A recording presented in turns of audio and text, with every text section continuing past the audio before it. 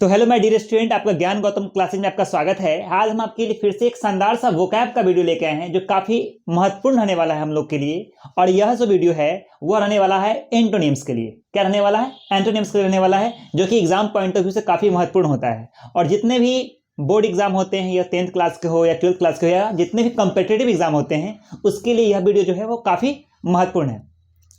अब हम उस वर्ड को लेके आए हैं जो मोस्ट रिपीटेड है और बहुत बार परीक्षा में आया हुआ है। ठीक है, तो ये हम लोग का एंटोनिम्स का सीरीज दूसरा है, मतलब दूसरा पार्ट बोल सकते हैं इसको, दूसरा पार्ट है जिसमें हम लोग आज टॉप 25 एंटोनिम्स को देखने वाले हैं। चलिए वीडियो को स्टार्ट करते हैं।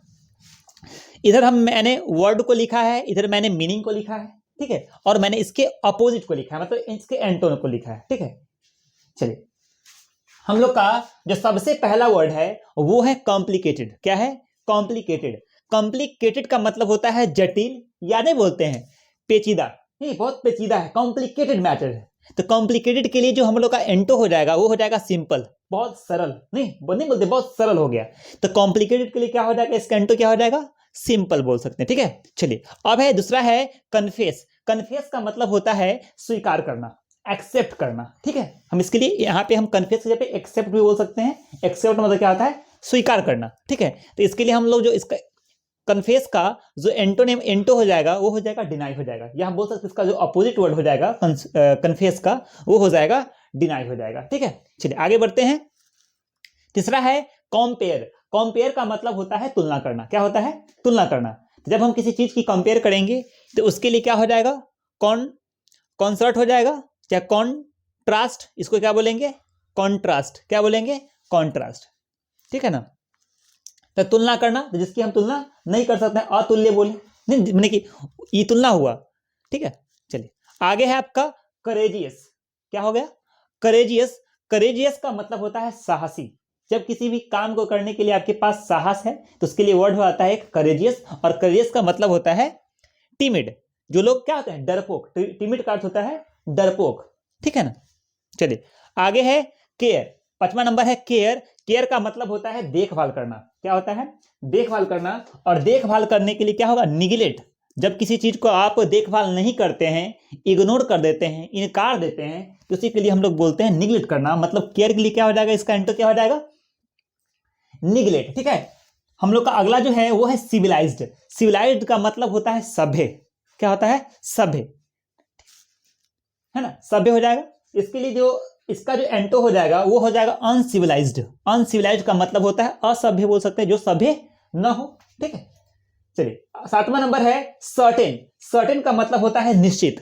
सर्टेन के लिए क्या होता है? एक होता है निश्चित, जिसके लिए हम लोग सर्टेन के लिए हम बोल सकते हैं अनसर्टेन। इसका जो एंटो हो जाएगा अनसर्टेन।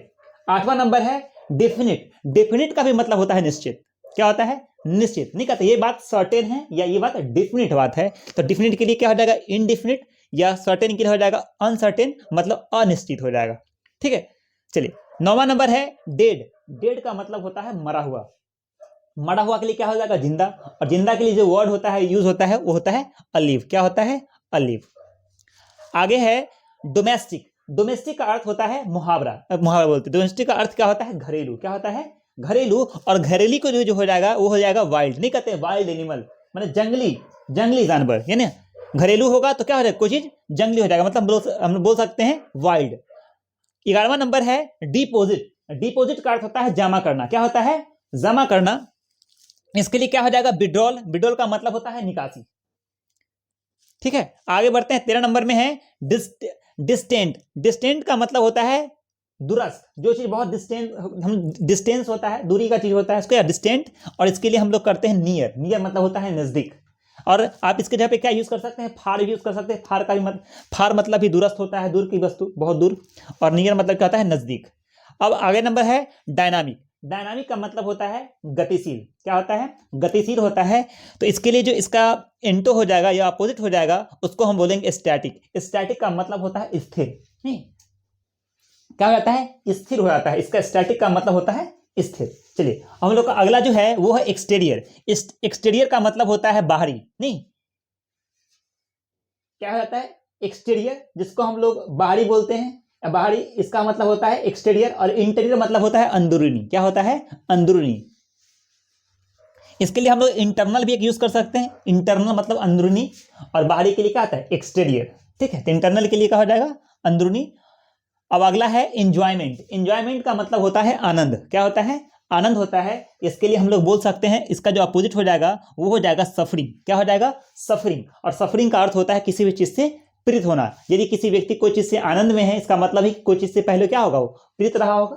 तो पीड़ित आपको याद रखना है, मतलब किसी चीज से he is suffering from fever, वह बुखार से पीड़ित है, इस तरह से। ठीक है, अब है इनकरेज। इनकरेज का होता है उत्साहित करना। क्या होता है, उत्साहित करना। तो डिस्करेज कर दीजिए उसको। डिस्करेज मतलब उत्साहित नहीं करने वाला, है ना, खुश ना हो बेचारा, उत्साहित नहीं हुआ, एक्साइटेड नहीं हुआ। ठीक है, तो क्या हो जाएगा, डिस्करेज, इसका क्या हो जाएगा, एंटो हो जाएगा। अगला है इंट्रेंस। इंट्रेंस का मतलब होता है प्रवेश। नहीं कहते हैं कि इंट्रेंस एग्जाम होने वाला है, जैसे कि किसी भी एग्जाम के लिए, IIT JEE किसी के लिए आप लोग इंट्रेंस एग्जाम देते हैं, तो इंट्रेंस जो होता है एक प्रवेश परीक्षा होता है। ठीक, इंट्रेंस एग्जामिनेशन को हम लोग बोलते हैं प्रवेश परीक्षा। और यहाँ पे इंट्रेंस का मतलब होता है प्रवेश। जब किसी चीज के अंदर आप कोई प्रवेश करेगा तो उसके लिए क्या होगा, निकासी भी होगा। मतलब निकासी के लिए हम लोग यूज करते हैं एग्जिट। एग्जिट मतलब होता है निकल द्वार, मतलब निकलने वाली जो जगह होता है उसको हम लोग बोलते हैं एग्जिट। ठीक है, जहां से निकला जाता है। उसके बाद है फेल्योर। फेल्योर का मतलब होता है असफलता, है ना। फेल्योर, फेल्योर का अर्थ क्या होता है, असफल या असफलता ही बोल सकते हैं। तो इसके लिए क्या हो जाएगा, इसका जो एंटो हो जाएगा वो हो जाएगा सक्सेस। सक्सेस का मतलब होता है सफल। क्या होता है, सफल होता है। उसके आगे वाला है फ्रीडम। फ्रीडम का मतलब होता है स्वतंत्रता। क्या होता है, स्वतंत्रता। और स्वतंत्रता के जो एंटोनिम्स बनेगा वो बनेगा स्लेवरी। स्लेवरी का अर्थ होता है गुलामी। क्या होता है, इसका मीनिंग जो होता है हो जाता है गुलामी हो जाता है। ठीक है, चलिए 20वां नंबर है फ्लेक्सिबल। फ्लेक्सिबल के लिए जो वर्ड ये है इसका, और इसका जो मतलब होता है वो होता है लचकदार। लचकदार या लचीला बोल सकते हैं, फ्लेक्सिबल। ठीक है, तो हो जाएगा इसके लिए रिजिड। और रिजिड मतलब होता है कोई चीज कठोर हो जाना। क्या होता है, कठोर, है ना, कठोर, हार्ड बोल सकते हैं। रिजिड हो गया, तो रिजिड मतलब होता है कठोर हो जाना। ठीक है, अब अगला है हम लोग का गेस्ट। तो गेस्ट के लिए क्या होता है, अतिथि।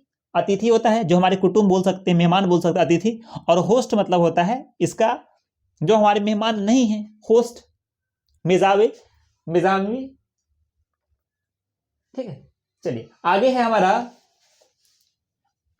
22वां नंबर है हीवेन। हीवेन का अर्थ होता है स्वर्ग। क्या होता है, स्वर्ग। और स्वर्ग, तो स्वर्ग है तो उसके लिए हम लोग हिंदी में बोलते हैं स्वर्ग का नर्क बोलते हैं, तो इंग्लिश में उसी को बोला जाता है हेल। क्या बोलते हैं, हेल। हेल का मतलब होता है नर्क। क्या होता है, नर्क होता है। आगे वाला है हम्बल। हम्बल का मतलब होता है विनम्र, जो बहुत विनम्र होते हैं। और दूसरा क्या हो जाएगा इसका, प्राउड, जिसको काफी गर्व होता है ना, प्राउड। अब हॉनेस्ट। ऑनेस्ट के लिए क्या हो जाएगा, ऑनेस्ट के लिए जो होगा इसका मतलब होता है ईमानदार। और इसके लिए हम लोग यूज करेंगे डिसऑनेस्ट। डिसऑनेस्ट का मतलब होता है बेईमान। क्या होता है, बेईमान। नहीं बोलते हैं honesty is the best policy, ईमानदारी अच्छी नीति है। ठीक है, 25 नंबर जो हम लोग का लास्ट वाला है वो है इनोसेंट। तो इनोसेंट का मतलब होता है निर्दोष। क्या होता है, निर्दोष। और इसका जो एंटो होता है, यानी एंटो होता है वो होता है इसका गिल्टी। गिल्टी का अर्थ होता है दोषी। जो लोग निर्दोष थे उनका उल्टा क्या हो जाएगा, दोषी। तो आज हम लोग टॉप 25 एंटोनिम्स को किए हैं, यानी अपोजिट वर्ड को किए हैं, जो काफी एग्जाम पॉइंट ऑफ व्यू से काफी महत्वपूर्ण होता है और हर एग्जाम के लिए महत्वपूर्ण है। आप इस वीडियो को पॉज करके रोक के इस वीडियो को आप पहले नोट कर लीजिए। यदि आपके पास ये है तब पर भी आप नोट कीजिए, इसको प्रैक्टिस में लाइए। बिकॉज हम लोग जानते हैं कि practice makes a man perfect. Practice makes a man perfect. आदमी का प्रैक्टिस उसको क्या बनाता है, परफेक्ट बनाता है। आप किसी भी चीज के लिए आप रिवीजन कर रहे हैं तो रिवीजन बहुत जरूरी है। और रिवीजन में 1-2 बार आपका वोकैब पोर्शन अच्छा होगा तो आपके लिए ग्रामर में या किसी भी इंग्लिश के फील्ड में आपके लिए काफी बेनिफिशियल होने वाला है। आज के लिए इतना ही, मिलते हैं अगले क्लास में। जय हिंद।